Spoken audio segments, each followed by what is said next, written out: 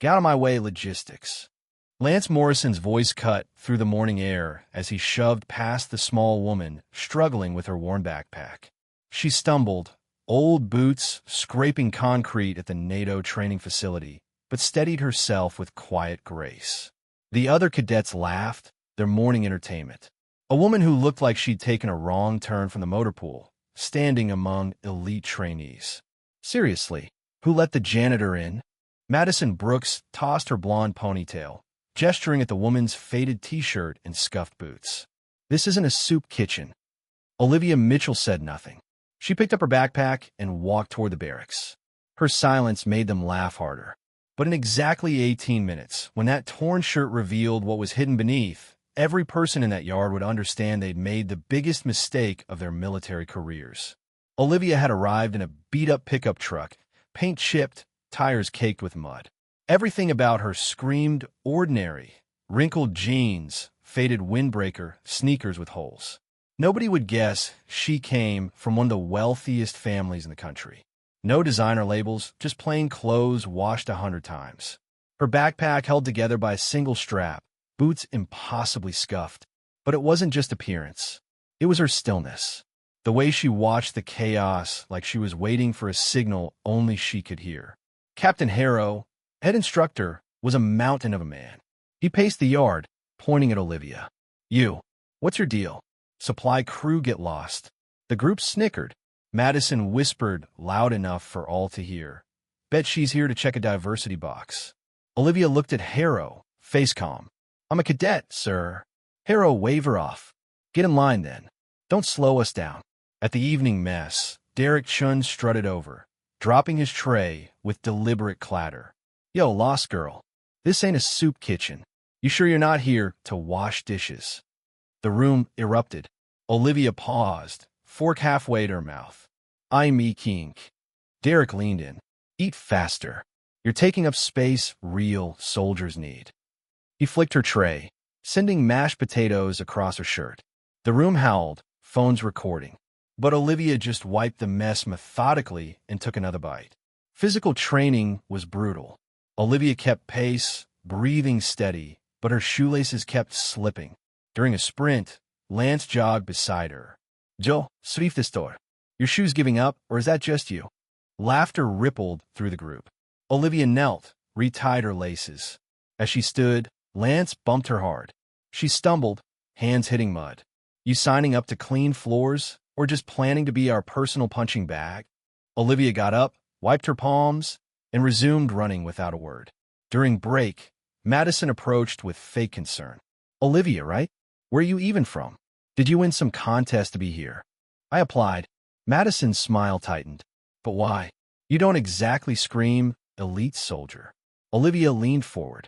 I'm here to train, not to make you feel better about yourself. The navigation drill came next. Kyle Martinez spotted Olivia, checking her map. Hey, Dora the Explorer. You lost already. His group circled closer. Olivia folded her map and kept walking. Kyle jogged up and snatched it, tearing in half. Let's see how you do without this. Olivia watched the pieces flutter away. Hope you know your way back. She turned and kept moving. The rifle disassembly drill changed everything. Most cadets struggled. Lance finished in 143, grinning. Madison scraped by at 159. Then Olivia stepped up. Her hands moved with surgical precision.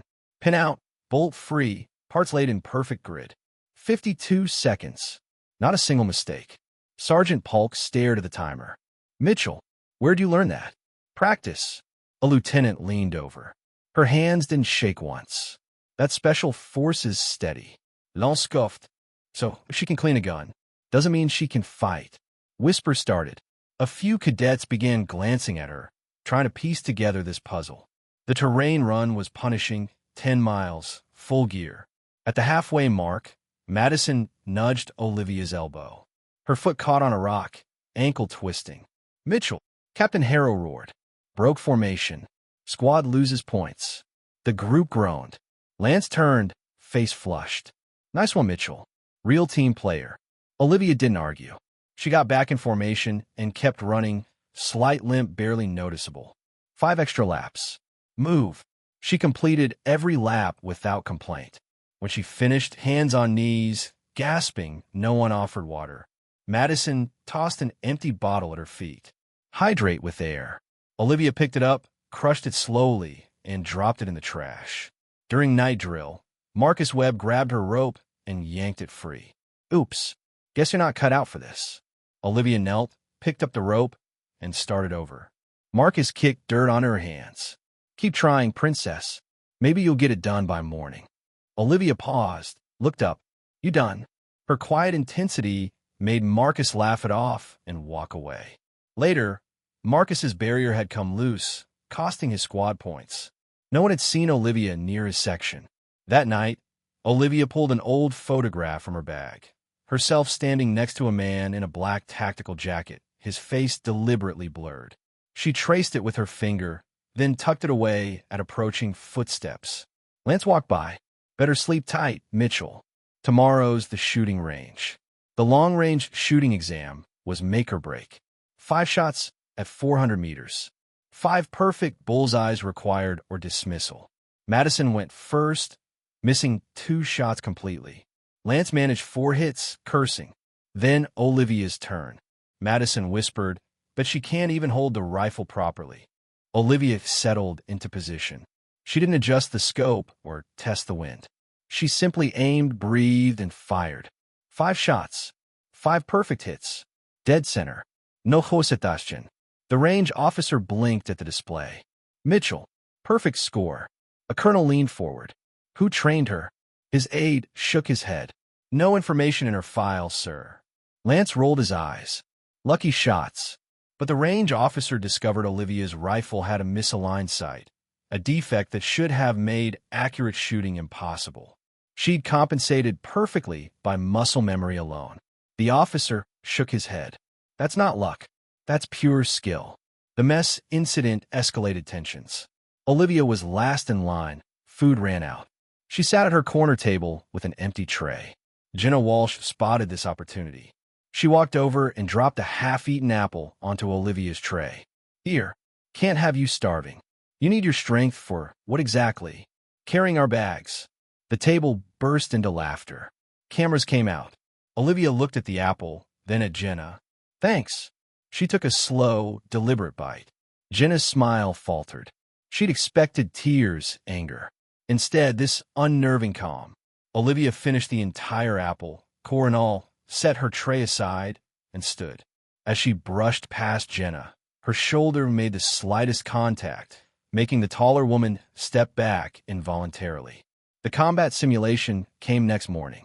Hand-to-hand, one-on-one, no mercy. Olivia was paired against Lance Morrison. Before the whistle blew, Lance charged, grabbing Olivia's collar with both hands and slamming her against the padded wall. The impact was violent. Her shirt tore, fabric ripping from shoulder down her back. For the first time, Olivia looked vulnerable. The squad burst into cruel laughter. Look at that, Madison jeered. She's got tattoos too. Some biker gang. But as Lance leaned closer, something in Olivia's eyes made him pause. No fear, just cold, calculating patience. This isn't daycare, Mitchell. Time to go home, little girl. Olivia looked into his eyes. Let go. Lance laughed, but his grip loosened slightly. Olivia stepped back. The torn shirt fell lower. The entire training yard went silent. Etched across Olivia's shoulder blade in stark black ink was a tattoo unlike anything they'd seen. A coiled viper wrapped around a shattered skull.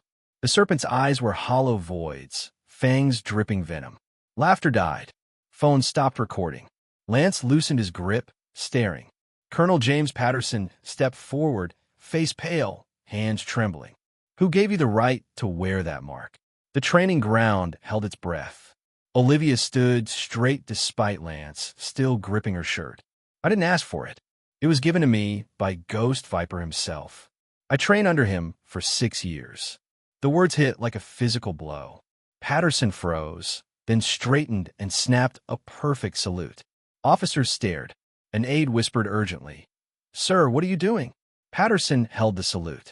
No one bears that tattoo unless they're his final student. His only student. L'ensemble de Bacois, phase training. Madison's phone clattered on concrete. Derek looked sick. Ghost Viper was legend. A unit that didn't officially exist. Missions that never happened. 5 years ago, the entire unit was declared Kia in a classified operation. Ghost Viper himself was mythical, a trainer so elite he selected one student per decade, marking them with this tattoo. An aide leaned close. Sir, Ghost Viper was classified as. I know what he was classified as. Patterson cut him off. I also know what I'm looking at. Olivia acknowledged the salute with a slight nod, then removed Lance's hands from her shirt. This is impossible, Madison whispered. Elena stepped forward. I wonder why you never fought back. You weren't hiding because you were weak. You were hiding because you were dangerous. But Lance's pride wouldn't accept it. Bullshit. I don't care what tattoo you've got. Prove it in a real fight. Patterson's voice was sharp. Son, I strongly advise. No, Lance interrupted, face red. I'm not going to be intimidated by some ink and fancy stories. He stepped in a fighting stance. Come on, Mitchell. Show us what the great Ghost Viper taught you. Olivia looked at him. For the first time, something shifted in her expression. The careful blankness replaced by something colder. If that's what you want. She stood there, arms at sides, looking almost bored. Lance charged, throwing a haymaker. Olivia moved just enough to let it whistle past. Lance followed with combinations that should have overwhelmed her. But Olivia wasn't there when his fists arrived. She flowed around his attacks with minimal effort. Hit me already. Lance roared, flushed and desperate. Olivia didn't respond. She let him tire himself, studying his patterns, waiting. Lance threw another wild right, overextending. Olivia stepped inside his guard, arms sliding around his neck. A brief moment frozen together. Then Lance's eyes rolled back, and he collapsed. Unconscious. 8 seconds from start to finish. A perfectly executed sleeper hold. The training yard was silent, except for Lance hitting the ground. Captain Harrow walked over. Effective immediately, Olivia Mitchell is designated honorary instructor. You will learn from her. You will respect her. You will follow her orders as you would mine. Olivia picked up her backpack, pulled her torn shirt closed, and began walking toward the barracks. The cadets parted like she was carrying something contagious. Word spread faster than wildfire. By evening, everyone knew the quiet woman they dismissed was something far more dangerous. The live fire exercise the next day gave Olivia her first chance to lead. Madison deliberately ignored her hand signals, rushing ahead and triggering a tripwire. Mitchell, Harrow bellowed. Your team's a disaster. Madison smirked. Told you she's useless. Tattoo doesn't make you a leader. Madison broke formation. I signaled her to wait. She ignored it. Harrow turned to Madison, who shrugged. I didn't see any signal. But overhead drone footage showed Madison deliberately ignoring clear hand signals. Harrow docked her squad 50 points and assigned her latrine duty for a week. 2 days later, a young officer approached Olivia. Ma'am, there's someone here to see you. At the main gate, a man stood waiting. Tall, broad-shouldered, military short hair graying at temples. He wore civilian clothes, dark jeans, black tactical jacket. When he moved, it was with controlled precision. Colonel Patterson stood at attention. Mitchell, this is General Thomas Reed. The man looked at Olivia. For the first time, her controlled expression cracked. Recognition, relief, perhaps love. She walked up, stopping a few feet away. You didn't have to come. General Reed's mouth quirked. Yeah, I did. Patterson addressed the crowd. This is General Thomas Reed, Olivia's husband. The words hit like a shockwave. Madison staggered. Derek's mouth fell open. Reed placed a hand on Olivia's shoulder, and they walked to her pickup. The engine roared, and they drove off, dust obscuring them from view. The fallout was swift. Lance faced a military review board, charged with attacking a classified operative. Discharged within the week. Madison's video went viral. Her defense contractor sponsor pulled support immediately. Her social media became a battleground. She deleted everything, but the internet doesn't forget. Derek was reassigned to the worst duties: kitchen patrol, latrine cleaning, equipment maintenance. Harrow faced mandatory retraining on leadership principles. But the most significant change was in the base's culture. Olivia's story became required reading. Training protocols were revised. Elena was selected for advanced programs. 3 weeks later, during final review, a junior officer suggested Olivia's departure indicated lack of leadership potential. Patterson leaned forward. "Mitchell's file is classified above your clearance."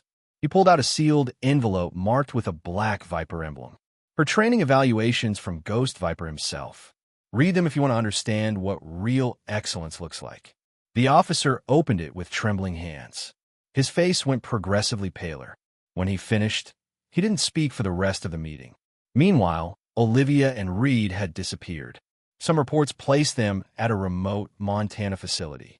Others suggested they were overseas with a classified unit. In the barracks, cadets found an old photo tucked under a bunk. The same creased image showing her younger self next to a man whose face was blurred. "Who was she really?" a recruit asked. Elena looked thoughtful. She was exactly who she appeared to be. Someone who didn't need to prove herself. The question isn't who she was. It's whether we're smart enough to recognize that kind of strength when we see it again. 6 months later, consequences still rippled outward. The defense contractor faced ongoing challenges. Lance's discharge became a case study. The base became a pilgrimage site. But Olivia remained a ghost. Occasionally, reports surfaced of a small, unassuming woman appearing at facilities worldwide, offering quiet corrections, then disappearing. When Reed was asked about his wife's activities, he would smile enigmatically and change the subject. The story spread beyond military circles, inspiring discussions about hidden potential and the danger of assumptions.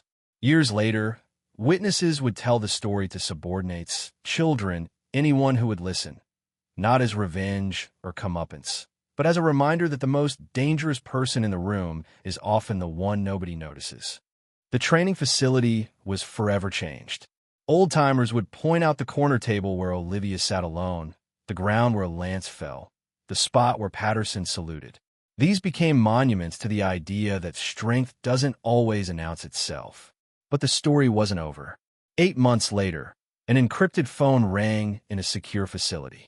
The woman who answered looked like the maintenance worker from the NATO base, but her eyes held new sharpness. Code Phoenix. Olivia's grip tightened. Phoenix had been Ghost Viper's final operation, the one that supposedly killed him. "I thought Phoenix was terminated."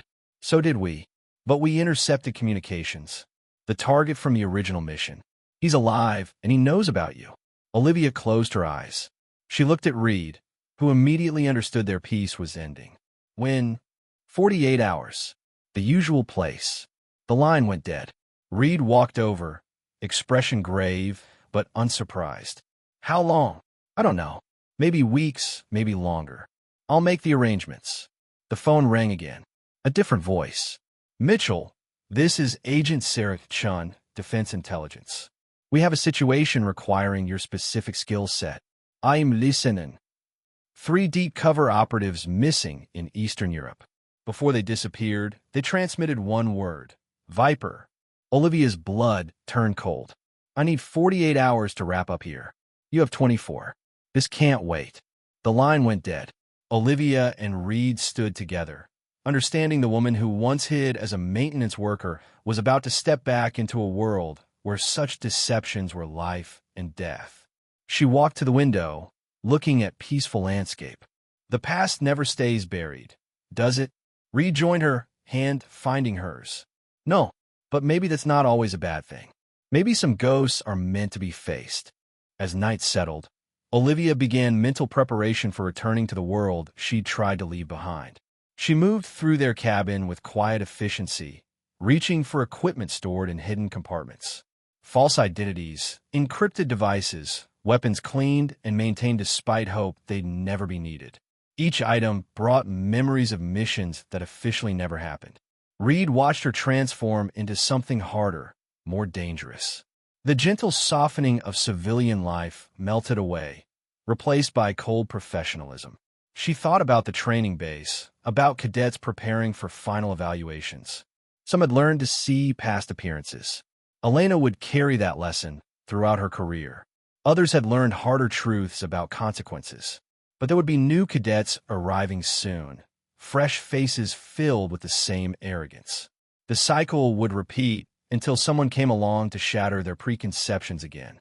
The quiet woman who once endured humiliation rather than reveal her capabilities was about to step back into shadows, where such capabilities weren't just useful, but essential for survival.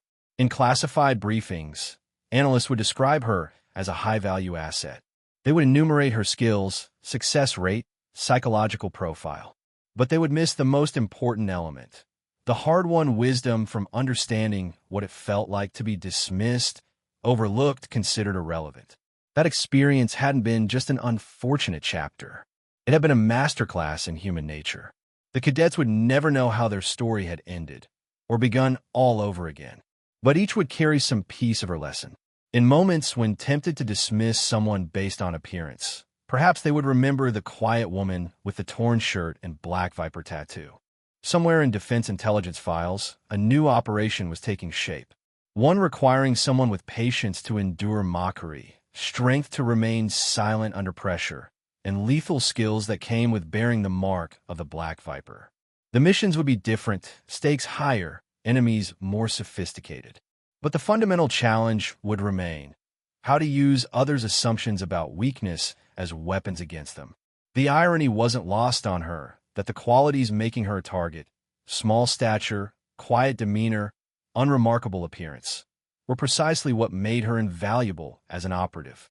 As she packed the last specialized equipment, Olivia reflected on the strange trajectory from daughter of wealth to student of a legendary ghost to a woman who could choose when to be invisible and when to reveal steel beneath the surface. The world beyond their sanctuary was dangerous in ways civilians could never comprehend. Populated by people who used violence as language, treated human life as commodity, believed power came from instilling fear. Against such enemies, conventional warfare was inadequate. What was needed was something more subtle, unexpected, someone who could walk into their midst unnoticed until far too late for defense. Sometimes the most dangerous battles are fought by people no one expects to fight them at all. And sometimes the woman everyone underestimated turns out to be exactly the person the world needs most. But such women remain hidden until the crucial moment when the world's survival depends on their quiet, lethal grace.